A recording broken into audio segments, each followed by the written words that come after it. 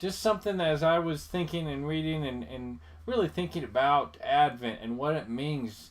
I thought of 2 Corinthians 15. This is what it says. It says, "Thanks be to God for his gift that is too wonderful for words." That's from the New Century Version. I like the way it translates that. A lot of other versions, including the ESV, translate it as indescribable gift. And you know, I like the idea. You know, being too wonderful for words it does mean that it's indescribable. But I think it attaches this idea. It's so wonderful that we can't get words. Something can be indescribable in that it just boggles the mind, but the way that God's gift, and what gift is that? That's the gift of salvation. That's the gift that we have in Christ. The way that it is too wonderful for words is really important. And out of this passage is actually Paul talking to the believers in Corinth about being generous. And so one of the things, this is actually the summation, the very end of his conversation about why we are called to be generous. And it ends by saying, "Thanks be to God for his gift that is too wonderful for words."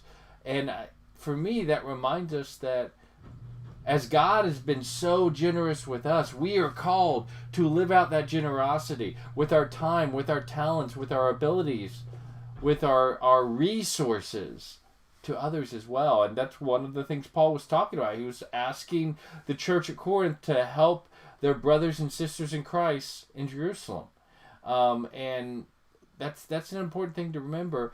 This Advent season, may we never lose sight of just how wonderful the gift of Christ is. It's one of those things that we should never just, oh yeah, Christ was born, no big deal. It should be something that does boggle our minds in the most wonderful way possible. It should be something that we really can't ever talk enough about. That we never should, oh, that's no big deal.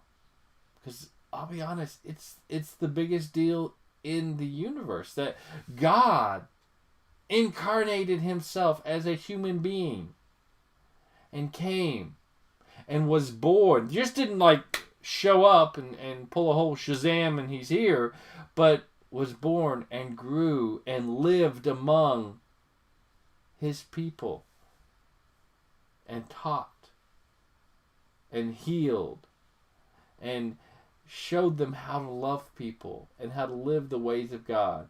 And then, knowing this would happen at the very beginning before he came, was then executed so that we could receive salvation.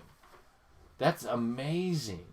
And that's something that I hope we don't ever lose track of how astounding that is. That is a scandal that the creator of the universe would be willing to do such a thing.